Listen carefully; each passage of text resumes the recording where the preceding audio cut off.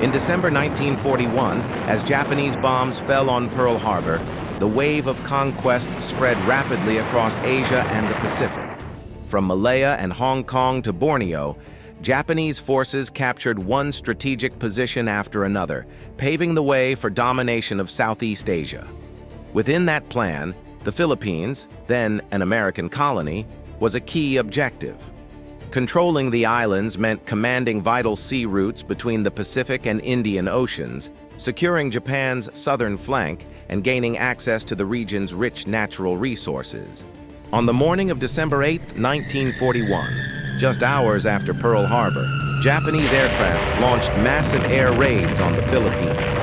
Dozens of bombers and fighters struck Clark Field, Iba, and other major air bases around Manila. Within hours, most of the American aircraft were destroyed on the ground. Japan gained complete air superiority, forcing the U.S. Asiatic Fleet to withdraw from Manila Bay, leaving only a few submarines for reconnaissance and communication. By December 22nd, General Masaharu Homa's 14th Army began landing on Luzon with overwhelming strength. Supported by naval and air power, Japanese troops quickly broke through American and Filipino defensive lines in the north. Facing mounting pressure, General Douglas MacArthur, commander of U.S. forces in the Far East, activated his final defense plan to withdraw all troops to the Bataan Peninsula and Corregidor Island, two positions controlling the entrance to Manila Bay. On December 26th, Manila was declared an open city to prevent its destruction. Meanwhile, American and Filipino units fought while retreating, carrying out a scorched earth strategy, destroying bridges, burning supply depots, and denying the enemy any usable resources.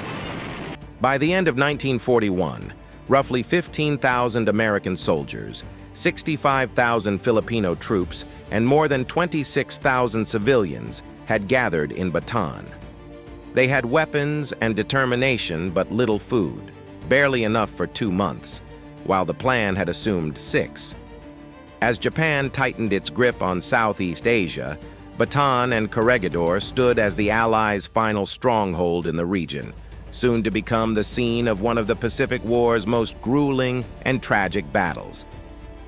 On January 7, 1942, the Battle of Bataan officially began. At dawn, Japanese artillery and infantry launched a massive assault on the Allied defensive lines. The Bataan Peninsula was divided into 2 main sectors: the Abucay Line on the east, facing Manila Bay, and the Mauban Line on the west, facing Subic Bay, separated by the rugged Mount Natib Range. General Jonathan Wainwright commanded the 2nd Philippine Corps with about 22,500 men positioned in the west. In the east, General George S. Parker led the 2nd Philippine Corps, numbering around 25,000 troops. Coastal artillery and anti-aircraft guns were deployed along key points, while troops dug trenches, built bunkers, and reinforced defensive positions. Much of their weaponry dated back to World War I, and ammunition was limited. Still, morale remained high. General Douglas MacArthur's orders were clear: Bataan must be held at all costs. MacArthur occasionally traveled by PT boat to Mariveles to inspect the front lines and boost morale. During one visit, he reportedly joked, "Who'll bet me $50 that we'll be back in Manila by Easter?" A remark that captured his determination and gave the weary troops a spark of hope. The first major clash erupted on January 9, 1942, in the eastern sector. Under heavy fog, Japanese artillery bombarded Parker's lines relentlessly. The combined American and Filipino forces, including the 57th and 52nd Philippine Infantry Regiments and a company from the U.S. 45th Infantry, fought desperately to hold their ground. By January 11, Japanese troops had reached the main Allied defenses, forcing Parker to commit his 21st Division reserves. Amid the fierce fighting, countless soldiers displayed extraordinary bravery. Sergeant Alexander Nininger of the U.S. 57th Infantry charged into enemy machine gun nests, single-handedly silencing several before being killed in action. His heroism allowed his unit to stabilize the line, earning him a posthumous Medal of Honor. Around the same time, Filipino soldier Narciso Ortolano risked his life to save his comrades, firing his .50 caliber and .45 pistol at advancing Japanese until he fell. These acts of valor inspired their fellow soldiers and strengthened their resolve, proving that, even surrounded and outgunned, the defenders of Bataan would not give up. By January 15, 1942, General Douglas MacArthur broadcast a message over the radio from the Malinta Tunnel on Corregidor. Thousands of reinforcements and millions of tons of supplies are on their way. The order is to hold the line, no further retreat. His words spread across the trenches, lifting morale among exhausted soldiers who were starving and sick. But the reality on the battlefield was far less hopeful. On January 16th, General George S. Parker's Second Corps launched a limited counterattack centered around the U.S. 51st Infantry Regiment. Supported by mortars and a few armored vehicles, the assault began with determination, but was soon overwhelmed by superior Japanese firepower. The attack failed, and the troops were forced back to their original positions. From that point forward, the Allied forces no longer advanced. They merely clung to their defenses, fighting for every meter of ground. By the night of January 18th, the battle along the Abacay line had quieted. Both sides suffered heavy losses, and Allied command reported that food and ammunition were nearly gone. Meanwhile, malaria, dysentery, and dengue fever spread rapidly through the ranks. Field hospitals were overflowing, and many soldiers collapsed, not from wounds, but from exhaustion and disease. While both sides tried to regroup, a new crisis erupted on Bataan's western front. On January 15th, General Masaharu Homma ordered the Kimura Detachment, including Japan's 122nd and 20th Infantry Regiments, to move south from Zambales into western Bataan. On the night of January 16th, they attacked Moron, a key point at the end of West Road. Under growing pressure, General Jonathan Wainwright sent the 72nd Infantry Regiment to hold the crossroads. By January 20th, the Japanese intensified their push. The 122nd Regiment struck directly against the U.S. 1st Division, while the 20th Regiment maneuvered to the left flank, cutting into the main supply route between Pilar and Bagak. By the morning of January 21st, the northern supply lines had been completely severed. Allied units in that sector were forced to evacuate by sea, abandoning vehicles, artillery, and stores. The situation was dire. On January 22nd, MacArthur acknowledged that the western line had been deeply breached and ordered a full withdrawal to a new defensive position along the Pilar-Bagak Road. At this point, the remaining Allied forces reorganized. The U.S. 1st Division and the Philippine 91st Division held the left flank, while the U.S. 11th and Philippine 21st Divisions held the right, with cavalry and artillery units positioned between them. The line formed a defensive arc spanning the width of the peninsula. However, only about 30,000 troops remained, mostly Filipinos, and each division had been reduced to 2 or 3 regiments instead of 4. The withdrawal preserved manpower but came at a severe logistical cost. Numerous depots, transport vehicles, and supply convoys were abandoned. Later estimates suggested that over 80,000 tons of food and ammunition were lost during the retreat from western Bataan. At the same time, fighting broke out at sea. On the morning of January 22, 1942, Japanese forces launched a bold amphibious assault in an attempt to crush the Fur Corps completely. 2 groups of Japanese Marines landed at Longoskawayan Point and Quinawan Point on the western coast of Bataan. But the moment they reached the shore, they were met with fierce resistance from the defenders who had been waiting. Hundreds of American sailors and Filipino troops, including the Marivel's Naval Battalion, Cavite Naval Detachment, crews from the submarine tender USS Canopus, and several small commando teams had fortified the beaches in advance. Around the same time, the U.S. patrol torpedo boat PT-34 detected 2 Japanese landing craft approaching and fired 2 torpedoes, sinking both and killing roughly 200 enemy soldiers. From the east, the coastal artillery of Battery Geary opened fire across the bay, while machine guns from the Marivel's base poured bullets into the landing zone. The Japanese tried to hold their ground, but were cut down under the combined fire. By the next morning, the landing forces at Longos Kawayan and Quinawan were virtually annihilated. The 2nd Battalion of the Japanese 20th Infantry Regiment was wiped out. General Masaharu Homa was stunned by the scale of the failure. The victory greatly boosted Allied morale. Many soldiers believed that if they could hold just a little longer, reinforcements would arrive. After this setback on the west, the Japanese turned their attention to the Eastern Front, probing for weaknesses along the Orion-Bagak line.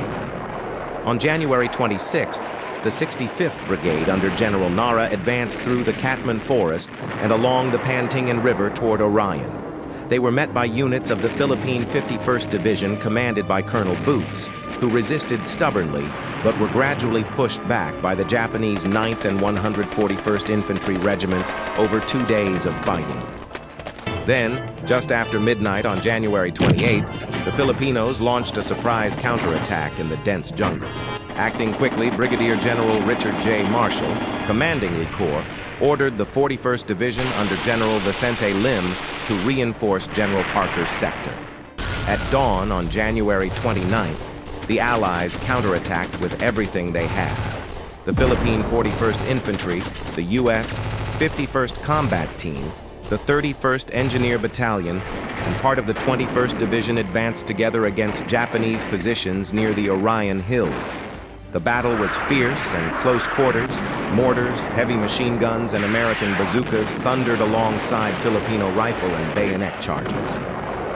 After 3 days of fighting, Nara's 65th Brigade suffered heavy losses, forcing Homa to pull back and concede that the first phase of his offensive had failed. By the end of January, the Japanese attempted one final maneuver, using the 65th Brigade to feint around the southern flank of the 51st Division, hoping to split the Allied eastern and western lines. But the plan was detected and quickly contained. In early February, the Allies successfully repelled several smaller assaults. Even Japanese officers later admitted their surprise at the defenders' tenacity. One note found in the 16th Division's war diary read simply, "The Filipinos fought far better than we expected." It was a rare acknowledgement of the grit and determination that defined the defenders of Bataan in those desperate early months of 1942. As February 1942 began, the situation on the Bataan Peninsula grew increasingly tense. After weeks of heavy fighting, Allied forces managed to re-establish the Orion-Bagak defensive line, while the Japanese were forced to halt their offensives to regroup. General Masaharu Homa realized that his 4 main battalions were severely weakened, exhausted, short on supplies, and suffering heavy losses, so he ordered all large-scale attacks to stop and pulled his troops back to northern Bataan to rest and await reinforcements. For the Allies, though the key defensive line still held, the supply situation had reached a breaking point. All external supply routes had been cut off. The U.S. Navy and Air Force attempted several small-scale resupply runs in February and March, but most were intercepted or forced to retreat to Australia. Starvation soon spread across Bataan. Soldiers survived on wild plants, roots, and banana blossoms. Some even hunted monkeys, snakes, or birds to stay alive. Malaria, typhoid, and dysentery swept through the camps. Makeshift hospitals overflowed with wounded and sick men, lacking medicine, bandages, and even doctors. In the midst of this suffering, Philippine President Manuel Quezon delivered a powerful message over the radio. "These soldiers are fighting not only for our country, but for the rest of the world." On the front lines, officers repeated a simpler version to their weary men. "Remember, every battle we fight is for the future of our people." By March 1942, major changes in command began to unfold. On February 20th, President Quezon and his family were evacuated to Corregidor. 2 days later, orders arrived from Washington directing General Douglas MacArthur to leave the Philippines to avoid capture. Before dawn on February 23rd, MacArthur, his wife, and a small command group secretly boarded 4 PT boats under the command of Lieutenant John D. Bulkley, slipping through Japanese naval patrols to reach Australia. Upon arriving in Sydney, MacArthur made his famous radio pledge, "I shall return." When the news of MacArthur's departure reached Bataan, reactions were mixed. Some soldiers felt grateful that he had escaped to organize help. Others felt abandoned by the loss of their top commander. Command of Allied forces in the Philippines passed to Major General Jonathan Wainwright, who, on March 21st, was officially appointed as commander of all remaining Allied forces. Under him, General Edward P. King, an experienced logistics officer, was placed in charge of the main defensive structure in Bataan. Together, they led an army that was physically exhausted, malnourished, and losing hope. Meanwhile, the Japanese prepared for their final offensive. 2 fresh divisions, the 4th and 21st, were brought into Bataan, supported by light tanks, mortars, and vast stocks of ammunition. Along the Lamao River and the slopes of Mount Samat, Japanese engineers fortified gun positions, installing dozens of medium and heavy artillery pieces, including 88mm and 150mm cannons, and several 240mm heavy guns aimed directly at Allied lines. On the night of March 22nd, Hama gave the order to begin the final bombardment. Hundreds of Japanese guns roared to life, shaking the peninsula through the night. At dawn on March 23rd, waves of Mitsubishi G4M bombers rained explosives over Allied positions without pause. The jungles around Mount Samat were engulfed in flames, and black smoke covered the sky.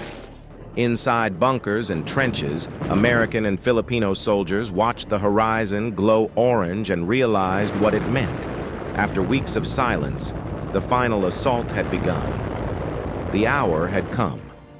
The Japanese 4th Division under General Kenzo Kitano split into 2 columns, one advancing along Trail 6 on the western slopes of Mount Samat, the other pushing through the Katman Forest via Trail 29 toward Orion. The coordinated assault placed both Allied flanks under severe pressure. By the end of the day, the 42nd and 43rd Regiments of the Philippine 41st Division had been forced to retreat behind Mount Samat. From Corregidor, General Wainwright warned that if Samat fell, the entire central line would collapse. He ordered a counterattack, combining the U.S. 31st Division, the Philippine 45th Brigade, and the U.S. 57th Regiment, to strike back the next morning. But the Japanese had already outflanked them, and the counterattack quickly failed. The Allies withdrew toward the San Vicente River, regrouping along the western slopes of Samat. The Philippine 21st and 41st Divisions and the U.S. 51st Battalion suffered devastating losses, with thousands killed or wounded. On April 5th, Japanese forces continued to overrun the remaining Allied positions. The fortifications at Samat, Orion, and Pilar were one by one destroyed. By morning, the Pilar defensive center had collapsed, and 2nd Corps lost its last remaining units. Amid the chaos, Major General Edward P. King realized there was no hope left. He radioed Wainwright. "To continue fighting will only waste more lives. I will do what I can to save those who remain." That night, the battlefield fell silent, and everyone knew the end had come. On April 6th and 7th, the remnants of the Allied army pulled back toward the Lamao River. The remaining elements of ER Corps consisted of a few battered Philippine and American regiments, most of them exhausted and starving. The last 2 J-2F Duck aircraft carried a handful of officers, including General Carlos P. Romulo, to Corregidor. The U.S. and British navies scuttled their ships to prevent capture. By April 7th, the Japanese had full control of southern Bataan. Thousands of Allied soldiers fled in disorder, some by land, others rescued across Subic Bay, but most were unarmed, too weak to fight. At dawn on April 8, 1942, the final Allied line was breached. General King convened his remaining officers and declared, "Further resistance is useless." He ordered all artillery destroyed, supply depots burned, and preparations made for surrender. From Corregidor, General Wainwright sent a final message to MacArthur. "Our forces are exhausted. We cannot hold out any longer." That night, a jeep flying a white flag left the last Allied command post, heading toward the Japanese lines. At sunrise on April 9, 1942, thousands of starving, weary American and Filipino soldiers stood silently by the Lamao Bridge, waiting to lay down their arms. On the afternoon of April 9, 1942, inside the rocky depths of Corregidor, the solemn voice of the Voice of Freedom radio station echoed through the tunnels. The announcer declared, "Bataan has fallen. The Filipino and American soldiers on this battlefield, bloodied but unbroken, have been forced to bow before the overwhelming power of the enemy. The world will forever remember their valiant struggle over the past 3 months. Men who endured relentless shelling, hunger, and disease." His voice, filled with sorrow and pride, resounded through the Malinta Tunnel, marking the end of one of the most heroic stands in modern military history. Around 76,000 Allied troops, 66,000 Filipinos, and 10,000 Americans were forced to surrender. No formal document was signed. For both Generals King and Homa, words were unnecessary. The battlefield itself had spoken. Yet, the end of the fighting marked the beginning of a far greater tragedy. Tens of thousands of prisoners were forced to march north in what would later be known as the Bataan Death March. Under a scorching tropical sun, they trudged more than 100 kilometers without food or water. The cries of the wounded filled the jungle roads. Many collapsed from exhaustion or were beaten to death when they could not continue. On average, hundreds died each day. When the survivors finally reached Camp O'Donnell in Capas, only about 54,000 remained alive. Countless others soon perished from starvation and disease. The sight of gaunt prisoners, beaten and shackled under the blazing heat, became one of the most haunting images of the Pacific War. Despite the defeat, the 3-month defense of Bataan left an indelible mark on history.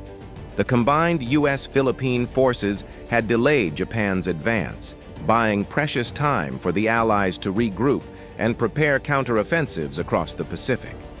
Bataan came to be remembered as a noble failure, a military disaster, yet a triumph of spirit. The defenders' stubborn resistance proved that the Allies would not yield easily, forcing Japan to expend more troops, time, and resources than planned. Later, the Philippine command in exile in Australia formally commended the courage and endurance of the soldiers who fought at Bataan. The battle was the first major ground engagement of U.S. forces in World War II, and one of the bloodiest defeats in American military history since the Civil War. In the years that followed, both the Philippines and the United States honored Bataan as a symbol of courage and sacrifice. Annual memorials in Manila and Washington continue to pay tribute to the defenders of Bataan.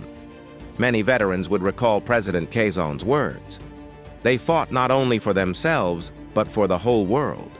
The famous Filipino phrase, "To die for the country is to live forever," became inseparable from the spirit of Bataan, where men fought on despite hunger, exhaustion, and hopeless odds. In the end, Bataan left behind a timeless lesson. Even in the darkest hour, humanity can shine with pride, sacrifice, and unwavering resolve. The soldiers who stood their ground on that peninsula fought to the very last, and their courage remains one of the most enduring legacies of World War II.